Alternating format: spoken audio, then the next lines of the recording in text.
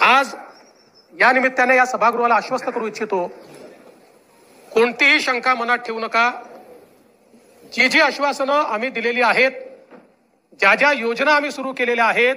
नमस्कार मित्रांनो, माझी लाडकी बहीण योजनेचा 6वा हप्ता कधी मिळणार आहे किंवा डिसेंबरचा हप्ता कोणत्या तारखेला मिळणार आहे याविषयी सविस्तर माहिती आपल्या राज्याचे नवनियुक्त मुख्यमंत्री देवेंद्र फडणवीस साहेबांनी सविस्तर माहिती दिली आहे।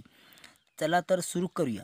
त्याआधी आपल्या चॅनलवर नवीन असाल तर लगेच सबस्क्राइब करून घ्या। चला तर बघू, लेट्स स्टार्ट। आज या निमित्ताने या सभागृहाला आश्वस्त करू इच्छितो, कोणतीही शंका मनात ठेवू नका।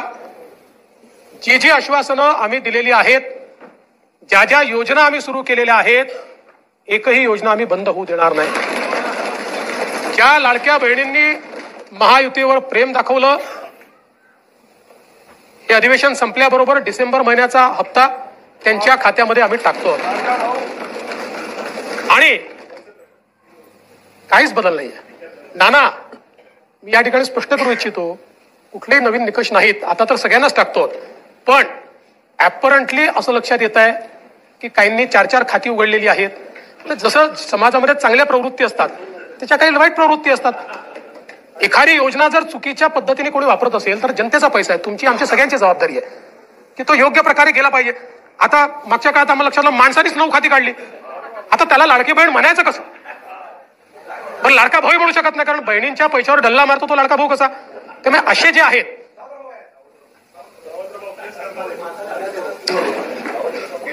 त्यामुळे शेतकऱ्यांच्या संदर्भात आम्ही दिलेली आश्वासनं असतील, युवांच्या संदर्भात दिलेली आश्वासनं असतील, ज्येष्ठांच्या संदर्भात दिलेली आश्वासनं असतील, समाजातल्या वंचितांच्या संदर्भात दिलेली आश्वासनं असतील, ही सर्व आश्वासनं या ठिकाणी आम्ही पूर्ण करणारच आहोत। आमचे मित्र भास्करराव या ठिकाणी नाही, पण माझे सरकार याच्यावरच त्यांना परवा आक्षेप होता।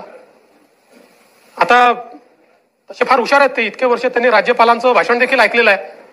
कदाचित शाळेत असताना नागरिक शास्त्राला दांडी मारत असतील ते, पण शासन जे चालतं हे मुख्यमंत्र्याच्या नावाने चालत नाही, शासन राज्यपालाच्या नावाने चालतं आणि म्हणून ते माझं सरकार असतं। म्हणून राज्यपालांनी माझं सरकार म्हटलेलं आहे। तथापि माझे मित्र भास्करराव नसल्यामुळे मी त्याच्यावर जास्त या ठिकाणी बोलणार नाही। खरं म्हणजे हे जे अभूतपूर्व अशा प्रकारचं मॅन्डेट आम्हाला मिळालं,